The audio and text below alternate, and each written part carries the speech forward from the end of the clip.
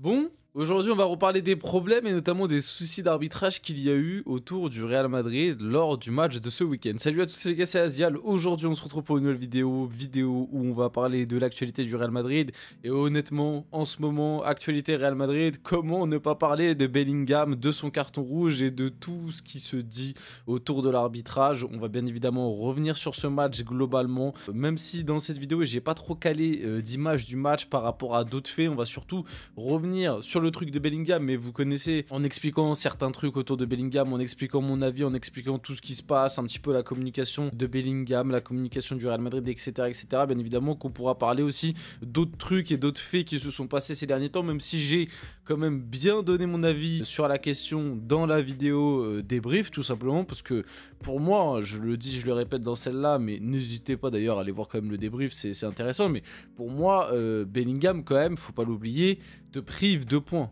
Pour moi, Bellingham te prive de points parce que oui, on peut parler d'arbitrage, on peut parler de ce que vous voulez, mais pour moi, à la fin de ce match, la chose que je retiens, c'est que Bellingham prend un carton rouge pour au final, on le sait maintenant, quelque chose qu'il n'a pas à dire malgré tout. On développera après, bien évidemment, il n'y a aucun problème. Et n'hésitez pas à donner votre avis sur la question dans les commentaires, enfin, tout dans le respect, mais c'est quelque chose qu'il n'a pas à dire malgré tout, et au final, il prend ce carton rouge, et au final, il laisse ses coéquipiers à 10 contre 11 pour quelque chose de stupide, quelque chose qu'il ne contrôle pas. Il avait juste à se taire, à contrôler ses nerfs et à arrêter d'envoyer des F-words à tout va. C'est pas la première fois qu'il le fait, et si jamais, pour moi, le Real reste à 11 contre 11, malgré l'arbitrage catastrophique qu'on peut dénoncer, même si sur certains trucs, je trouve que les Madrilènes abusent un peu, pardon.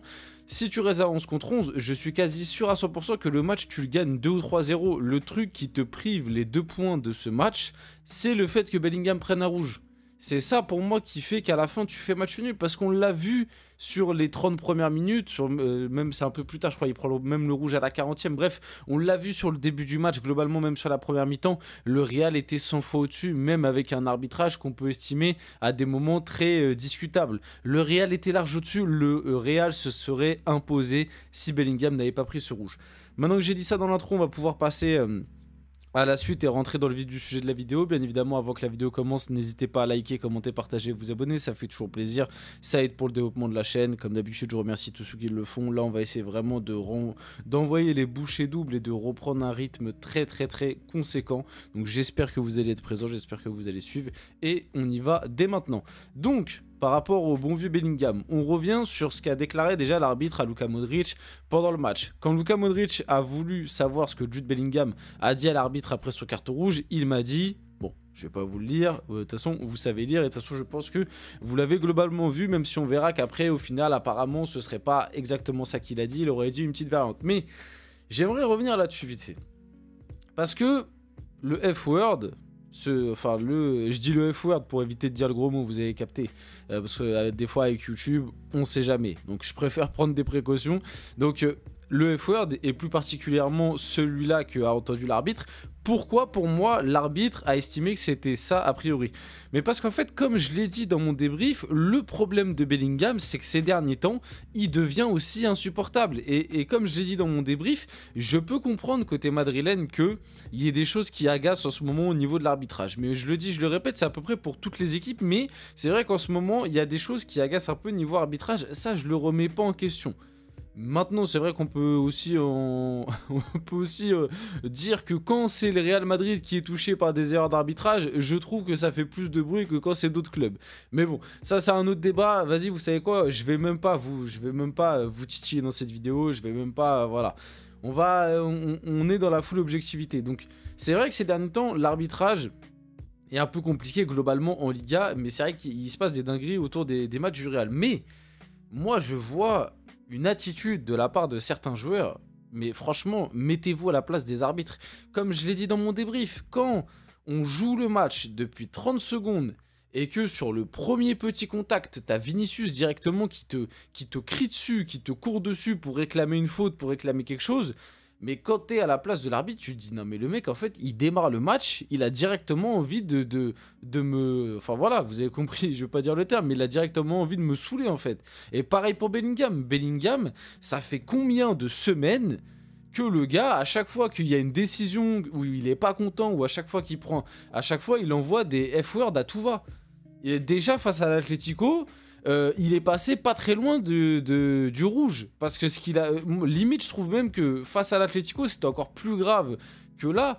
Parce que là, entre guillemets, c'est. Enfin, non, là, c'est tout aussi grave. Mais là, entre guillemets, c'était au milieu du terrain. On l'a pas entendu. Tu sais, c'était pas hyper voyant. La caméra était pas braquée sur lui en direct. On a vu que les images après, parce qu'il y a eu les replays. Alors que face à l'Atlético, c'était en direct, avec le micro juste à côté. Donc, on a bien entendu. Il a dit. Donc exactement ce que là dit l'arbitre à Modric, il a dit ça à l'arbitre assistant devant tout le monde. Et il a rien pris. Et déjà à ce moment-là, il y a une chose qu'il faut pas oublier. Parce que j'en ai vu certains et on pourra développer aussi. Et expliquer pourquoi ce carton rouge est scandaleux, expliquer tout ça. Oui, mais c'est une façon de parler en Angleterre. Les gars, au bout d'un moment, sur un terrain de foot... Ok, en fait, le problème, c'est que on est habitué et on a trop laissé pendant longtemps les acteurs, donc les joueurs de foot, certains, avoir des attitudes et des mots déplacés envers les arbitres. Les arbitres, les gars, c'est des êtres humains comme vous et moi. Et on le rappelle, c'est interdit de base, hein, dans le règlement, c'est interdit d'insulter quelqu'un d'autre sur un terrain de foot, même si malheureusement ça se passe énormément, parce que comme je l'ai dit, on a laissé faire beaucoup de choses, mais quand c'est trop, c'est trop. Et moi je pense, mais c'est que mon hypothèse, je dis pas que c'est... Mais moi je pense que ce qui s'est passé autour de Bellingham sur ce carton rouge, je pense que depuis un certain temps, ils se sont rendus compte qu'il insultait énormément les arbitres ces derniers temps dans les matchs du Real, et qu'en fait là ça a dû remonter. Et en plus, comme j'ai dit, le contexte autour du Real Madrid en ce moment il aide pas du tout, parce que les arbitres et le comité des arbitres se sont fait attaquer par le club, donc ils savent que maintenant chaque décision qu'ils vont prendre, ça va être scruté, ça va être... Enfin voilà, vous avez compris. Pour moi, le Real Madrid, l'institution Real Madrid aussi a une grande importance dans toutes les polémiques qu'il y a actuellement. Mais pour moi, ce qui s'est passé, c'est que du côté du comité arbitral, on a dû se dire, bon, Bellingham, ça fait quand même 3-4 matchs d'affilée où à chaque fois qu'il y a une décision, il est pas content, il nous insulte devant tout le monde. La prochaine fois, faut le sanctionner. Moi, je pense que c'est vraiment ça qu'il s'est dit. Je pense qu'il s'est dit, bon, là, les insultes, ça va 2 minutes. On laisse passer une fois, on laisse passer 2 fois. La prochaine fois, ils ont dû dire, la prochaine fois que vous l'entendez, s'il vous insulte pendant un match, n'hésitez pas à dégainer. Il y a moyen qu'il s'est passé quelque chose comme ça. Donc on va quand même passer un peu à la suite. Jude Bellingham qui s'explique sur son carton rouge, du coup face à Osasuna, il est clair que l'arbitre a fait une erreur. Alors ça, c'est complètement dingue. Non, il n'a pas fait une erreur. Non, il n'a pas fait une erreur. Et aussi, oui, ça c'est un truc dont je voulais parler, parce que du coup, oui, je crois que c'est juste après. On va revenir sur la déclat de Bellingham après. Mais en gros, le Real Madrid compte se servir des images pour prouver que Jude Bellingham n'a jamais dit... voilà, voilà, toi, à l'arbitre, l'anglais aurait prononcé F off, équivalent de, voilà, pour exprimer sa frustration. Les gars, je suis désolé, les gros mots, je ne préfère pas les dire, même si des fois, dans certaines vidéos, je dis sans faire exprès, mais là, je préfère pas les dire parce que des fois, YouTube est très tatillon. Mais de toute façon, vous pouvez lire, vous avez compris. Donc, en gros... Déjà, ça, c'est un truc qui est complètement dingue, parce que en vrai, n'hésitez pas à aller traduire ce que ça veut réellement dire, F-off. Je vous invite à traduire ce que ça veut réellement dire, parce que ça, c'est pareil. Alors franchement, ça, c'est un truc qui est complètement dingue, c'est qu'on a des Français qui supportent le Real Madrid, mais qui ont le jargon anglais. Alors... mais franchement, des fois, je vous jure... Juste admettez, je dis pas que c'est tous les supporters du Real, mais des fois il y a des supporters du Real, je vous jure, vous êtes ridicules à venir nous faire les anglophones du coin en mode, vous savez exactement ce que ça veut dire, ce style de « Eh les gars, vous vivez pas à Birmingham, qu'est-ce que vous venez, pardon, nous casser les pieds à nous expliquer qu'en fait, telle insulte, ça veut pas vraiment dire ça, la traduction elle est pas vraiment bonne, ça veut plutôt dire ça, vous en savez rien. Enfin, si, tu peux peut-être le savoir, mais...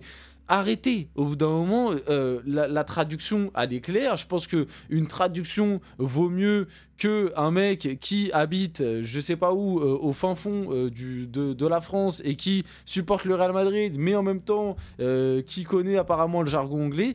Une traduction, je pense que c'est un peu plus fiable. Tout ça pour dire que non, l'arbitre, pour moi, il n'a pas fait une erreur.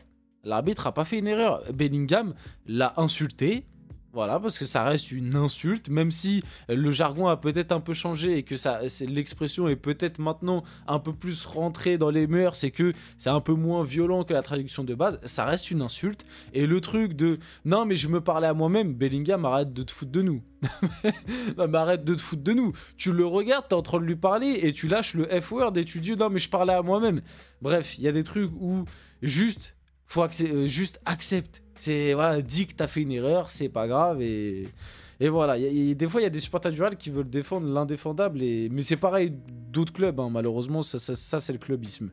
On finit la vidéo là-dessus. J'espère que cette vidéo vous a plu. Si c'est le cas, n'hésitez pas à liker, commenter, partager, vous abonner les gars. C'était Azial. On se retrouve très rapidement pour une prochaine vidéo.